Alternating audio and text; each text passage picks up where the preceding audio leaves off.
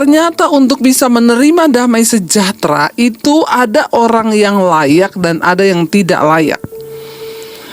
Yesus berkata, dan jikalau di situ ada orang yang layak menerima damai sejahtera, ya, maka salam itu akan tinggal di atasnya. Orang itu akan benar-benar damai, ya. Tapi kalau dia tidak ada orang yang layak di situ untuk menerima salammu, maka salam itu akan kembali kepadamu. Ya, kebenaran yang pertama tentang damai sejahtera, ternyata untuk menerima damai sejahtera dari Tuhan itu juga, ya, Tuhan mencari orang yang layak. Terima kasih Bapa, buat hari ini kami percaya Engkaulah yang menjagai kami, bahkan kalau kami boleh ada, sebagaimana kami ada, semua akan anugerah Tuhan dalam hidup kami. Tuhan, kami akan mendengarkan firman-Mu, bekali kami dengan setiap kebenaran-Mu, jagai hidup kami dalam firman-Mu, dan agar kami hidup selalu menyenangkan hati-Mu. Urapi hamba-Mu yang tidak ada apa-apanya Tuhan, sampaikan isi hati-Mu bagi setiap kami. Dalam nama Yesus kami bersyukur, haleluya. Amin, amin. Iya, shalom saudara. Iya, saya percaya kita semua dalam keadaan baik dan luar biasa hari ini. Iya, selamat berjumpa lagi. Tanpa terasa kita terus memasuki hari demi hari, bulan demi bulan, bahkan tidak terasa loh saudara ya. Kita memang benar-benar setahun masa pandemi ini. Namun sekali lagi, kalau kita masih hidup, kita masih ada, itu semua karena anugerah Tuhan dan kita patut bersyukur. Nah, hari ini saudara menjalani hari-hari yang seperti ini, banyak orang kehilangan damai sejahtera dan sukacita. Nah, hari ini kita akan sama-sama belajar tentang bagaimana kita ini terus hidup di dalam damai sejahtera Kristus, ya, agar hidup kita berkemenangan. Kenapa saudara? Ketika orang menghadapi masalah, pencobaan, menghadapi masa yang krisis, dia kehilangan damai sejahtera, maka kita kehilangan kekuatan kita. Damai sejahtera menjadi sesuatu yang bernilai hari-hari ini. Kenapa saudara? Kita mungkin kehabisan uang, kita mungkin sedang sakit, tapi kalau kita mampu tinggal dalam damai sejahtera, itu adalah sebuah kemenangan yang lebih dari segala-galanya. Yesus berkata kepada murid-muridnya, aku datang ke dalam dunia ini membawa damai, dan damai yang kutinggalkan bagimu itu jauh melampaui akar pikiranmu. Ya, kalau damai yang Yesus berikan bagi kita jauh melampaui akal pikiran kita, seharusnya apapun yang datang menimpa hidup kita itu tidak akan pernah menggoyahkan iman kita. Hari-hari ini saya banyak menerima WA, saudara, Bu, doakan Bu, saya takut ini perusahaan saya mulai mengurangi tenaga kerja Bu. Ya, saya juga mulai was-was Bu.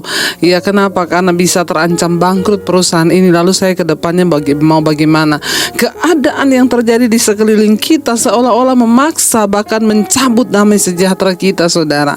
Ya, ada orang-orang juga yang kehilangan damai sejahtera karena persoalan dalam keluarga, dalam rumah tangga, suami yang berselingkuh, ya, mungkin anak yang banyak yang masuk kepada saya, anak-anak yang tidak nurut pada orang tua, dan itu membuat kita kehilangan damai sejahtera. Dan percayalah saudara, hari-hari ini iblis sedang menebar roh ketakutan, roh kecemasan, roh kekhawatiran yang pada akhirnya membuat umat Tuhan kehilangan damai sejahtera. Waktu kita kehilangan damai sejahtera, maka kita kehilangan kekuatan kita. Nah, saya pengen kita sama-sama belajar firman Tuhan tentang damai sejahtera ini. Mari kita baca dulu Lukas 10 ayat yang kelima. Apa yang Tuhan Yesus katakan saudara, ya. Lukas 10 ayat yang kelima, Yesus pernah berkata kepada murid-muridnya saudara, ketika murid-muridnya akan pergi untuk memberitakan Injil dari kota ke kota. Yesus berpesan kepada mereka, kalau kamu memasuki suatu rumah, katakanlah lebih dahulu damai sejahtera bagi rumah ini. Dan jikalau di situ ada orang yang layak menerima damai sejahtera, maka salammu itu akan tinggal di atasnya. Tetapi jika tidak, maka salammu itu akan kembali kepadamu. Saudara, menarik sekali ini saudara, ya. Yesus berkata pada murid-muridnya, kalau kamu memasuki satu rumah, katakanlah lebih dahulu damai sejahtera bagi rumah ini. Iya, makanya kita nih kalau masuk satu rumah atau ini, kita ya mengucapkan shalom. Ya, kita ketemu orang, kita ngomong shalom. Shalom itu artinya apa? Damai sejahtera.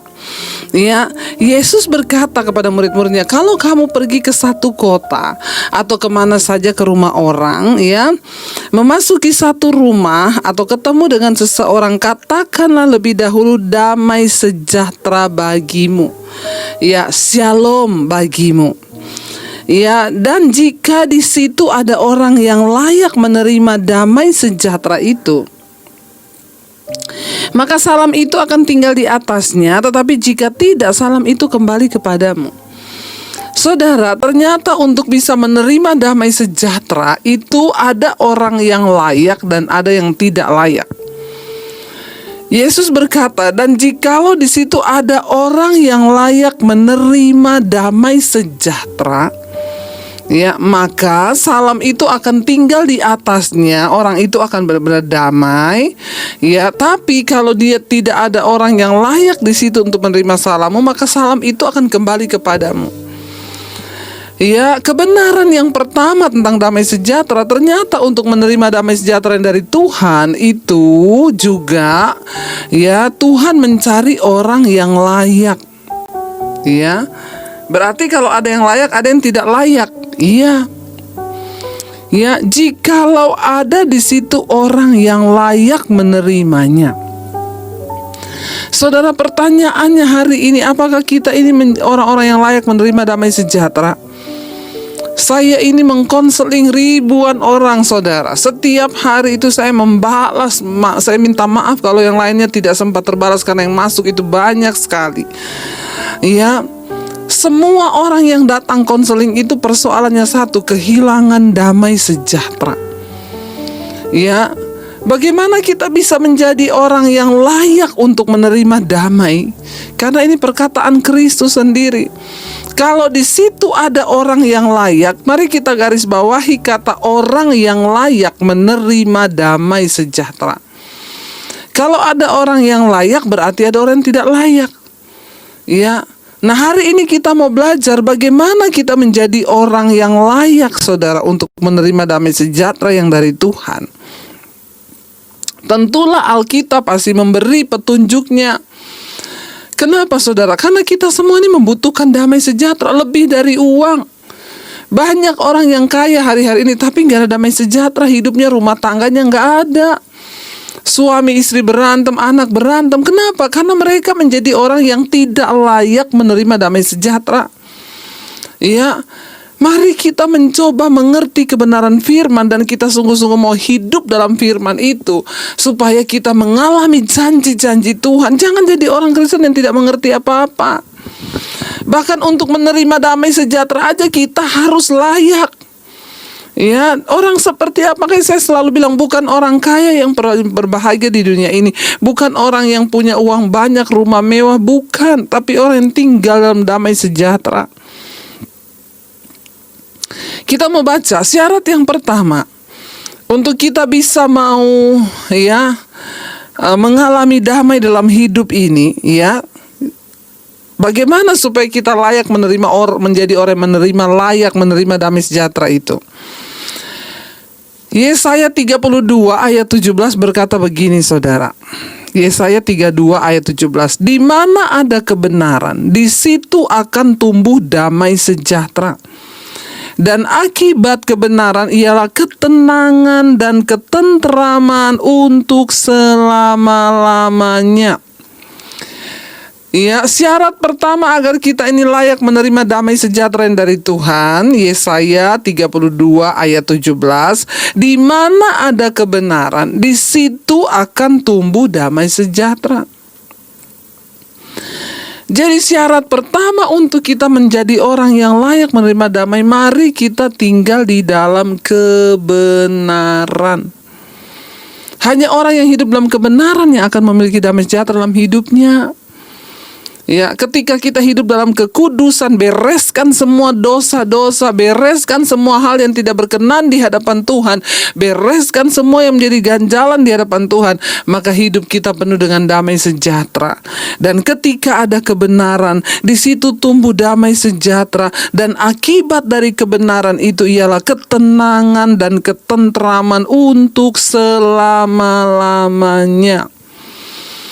Makanya saudara, saya selalu bilang kalau orang datang konseling, ibu saya sudah tidak kuat, ibu menghadapi hidup ini, ibu saya sudah begini, saya bilang cari Tuhan, bertobat. Ya, saudara, banyak orang bilang sudah bu, saya sudah cari Tuhan, saya sudah bertobat.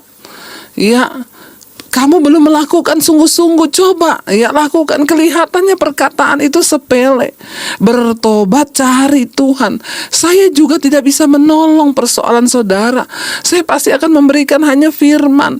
Ya, banyak yang datang, Bu tolong kuatkan saya. Kalau mau kuat dengerin aja khotbah-khotbah saya, itu lebih daripada ya nasihat yang biasa saya kasih. Itu udah khotbah-khotbah firman Tuhan, itu udah lebih dari segala-galanya.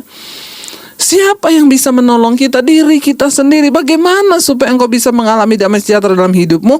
Hidup dalam kebenaran atau pertobatan. Ya, tidak ada cara lain saudara untuk kita bisa mengalami damai sejahtera di hidup ini. Ayat ini berkata, di mana ada kebenaran, di situ tumbuh damai sejahtera. Kenapa rumah tanggamu nggak ada damai? Kenapa pernikahanmu nggak ada damai? Kenapa pekerjaanmu tidak ada damai? Karena di situ tidak ada kebenaran. Engkau tidak hidup melakukan kebenaran. Coba kita belajar yuk. Ibu-ibu yang suaminya belum bertobat, teruslah setia menjadi pelaku firman dalam kebenaran, supaya suatu saat engkau tumbuh damai di dalam rumah tanggamu. Ya, di mana ada kebenaran di situ tumbuh damai sejahtera. Dikatakan di sana dan akibat dari kebenaran ialah ketenangan dan ketenteraman untuk selama-lamanya. Bukankah ini yang kita cari dalam hidup ini lebih daripada harta dan kekayaan? Hidup dalam damai, ada ketenangan, ada ketenteraman untuk selama-lamanya. Saudara, kenapa kita perlu jaga damai sejahtera di hidup ini supaya tidak hilang? Orang yang tinggal dalam damai sejahtera itu orang yang hidup dalam kerajaan sorga sekalipun dia di bumi. Dengan menjaga damai sejahtera dalam hidup kita, itu artinya kita sedang berlatih untuk hidup di kerajaan sorga. Ingat loh, nggak ada orang marah-marah masuk sorga. Ya, saudara, mari kita mau melakukan kebenaran. Tuhan, kami mau hidup dalam kebenaran-Mu. Karena di mana ada kebenaran, di situ tumbuh damai sejahtera. Kami mau Tuhan hidup sungguh-sungguh dalam kebenaran-Mu itu. Ya. Lalu yang berikutnya saudara, siapa yang layak untuk menerima damai sejahtera dalam hidup ini? Yesaya 26 ayat 3 berkata begini. Yesaya 26 ayat 3 berkata, yang hatinya teguh kau jagai dengan damai sejahtera, sebab kepadamulah ia percaya. Yang kedua, orang yang layak menerima damai sejahtera itu orang yang hatinya teguh berpegang pada Tuhan. Ya, apapun keadaan di sekeliling kita mau bilang, Tuhan, aku mau tetap teguh di dalam Engkau. Ya, aku mau tetap teguh melakukan firman. Aku mau tetap teguh dan tidak tergoyahkan.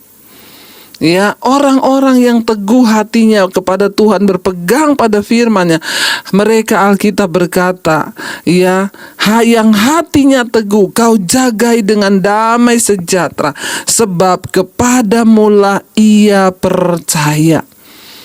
Dengan kata lain, orang yang layak menerima damai sejahtera dari Tuhan itu orang yang sungguh-sungguh mempercayai Tuhan. Orang yang khawatir itu artinya tidak percaya Tuhan. Bagaimana mungkin kita bisa tinggal dalam damai kalau kita khawatir dan tidak mempercayai Tuhan, saudara, ya? Orang yang hatinya teguh kau jagai.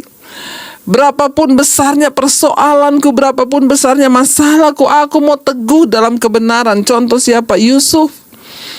Dia dibuang, keluarganya mau dibunuh, keluarganya dijual sebagai budak, di penjara. Dia tetap konsisten dengan pilihan hatinya, teguh mengikuti jalan Tuhan. Tidak sedikit pun dia menyangkal. Saya banyak menerima WA hari-hari ini, Bu, rasanya sudah sulit mempercayai Tuhan. Bu, rasanya saya sudah tidak percaya lagi sama Tuhan. Berat, Bu, untuk ikut Tuhan. Iya. Tapi mari kita tundukkan hati kita kepada firman. Mari kita mau terus berkata, Tuhan, hatiku teguh Tuhan di dalam Engkau. Dan firman-Mu berkata, yang hatinya teguh itu Engkau jagai dengan damai sejahtera-Mu. Mari kita teguh percaya pada Tuhan. Sekalipun keadaan memaksa kita untuk tidak lagi percaya karena begitu sulitnya, tapi mari tetap berkata, Tuhan, aku mau tetap percaya agar aku menjadi orang yang layak untuk menerima damai sejahtera-Mu itu. Ya, yang hatinya teguh itu dijagai Tuhan dengan damai sejahtera. Mari kita mau tetap percaya, saudara, bahwa kita punya Tuhan yang hebat, yang ajaib, Tuhan yang lebih besar dari segala persoalan dan masalah di hidup kita. Dia Tuhan yang senantiasa mengerjakan yang terbaik bagi kita, saudara ya. Karena itu jangan pernah menyerah, saudara. Yang berikutnya, siapa orang yang akan mendapatkan damai sejahtera, yang senantiasa bisa tinggal dan layak menerima damai sejahtera dari Tuhan? Yesaya 48 ayat 18. Yesaya 48 ayat 18, sekiranya engkau memperhatikan perintah-perintahku, maka damai sejahteramu akan seperti sungai yang tidak pernah kering, dan kebahagiaanmu akan terus berlimpah seperti gelombang laut yang tidak pernah berhenti. Ya, bahkan ayat 19 berkata, maka keturunanmu akan seperti pasir dan anak cucumu seperti kersik banyaknya. Nama mereka tidak akan dilenyapkan atau ditiadakan dari hadapanku. Orang yang layak menerima damai sejahtera dari Tuhan, bahkan anak cucunya akan mewarisi. Ya, itu adalah orang yang memperhatikan perintah-perintah Tuhan. Ya, mari suka untuk membaca Alkitab, mendengarkan khotbah, memperhatikan perintah-perintah Tuhan. Ya, kalau saya begini itu gimana ya? Kalau saya begini itu gimana menurut Tuhan? Kalau saya begini gimana menurut Alkitab? Semua yang kita lakukan di hidup ini kembali berlandaskan kepada firman, agar hidup kita penuh dengan damai sejahtera. Ya, sekiranya engkau memperhatikan perintahku, maka damai sejahteramu akan seperti sungai yang tidak pernah kering, dan kebahagiaanmu akan terus berlimpah seperti gelombang laut. Artinya apa? Orang yang hidup memperhatikan firman Tuhan, anak cucunya diberkati Tuhan, akan mengalami berkat dari Tuhan. Ketika kita memperhatikan firman, ketika kita mau bertumbuh di dalam Tuhan dan berkomitmen untuk terus menghidupi firman itu, maka kita akan mengalami damai sejahtera Tuhan, saudara ya. Yang terakhir, saudara, ya, dari mana kita memperoleh damai sejahtera, saudara? Yesaya 26 ayat 12, ya Tuhan, Engkau akan menyediakan damai sejahtera bagi kami, sebab segala sesuatu yang kami kerjakan, Engkaulah yang melakukannya bagi kami. Orang yang akan layak menerima damai sejahtera yang dari Tuhan adalah orang yang selalu mengandalkan Tuhan dan selalu merasa bahwa segala yang bisa kami lakukan ini bukan karena kekuatan kami, tetapi hanya Tuhan yang sanggup melakukannya dalam hidup kami. Dengan kata lain, orang yang hidup dengan rendah hati dan merasa bahwa semua yang engkau dapatkan di hidup ini adalah berasal dari Tuhan. Ketika kita hidup dengan rendah hati, kita akan mengalami damai sejahtera. Ya, orang yang rendah hati sekalipun difitnah, sekalipun direndahkan, dia tetap mau percaya bahwa Tuhan itu turut bekerja mendatangkan kebaikan atas kehidupannya. Saudara, saya percaya, ya, tidak ada pilihan lain bagi kita hari-hari ini selain mempercayai Tuhan dan firman-Nya agar kita memperoleh damai sejahtera di hidup ini. Mari kita berdoa supaya Tuhan itu sungguh-sungguh menjadikan kita menjadi orang yang layak untuk menerima damai sejahtera-Nya. Biar kita mau merenungkan firman ini, saudara. Terima kasih Tuhan buat damai sejahtera-Mu yang senantiasa menjagai hidup kami.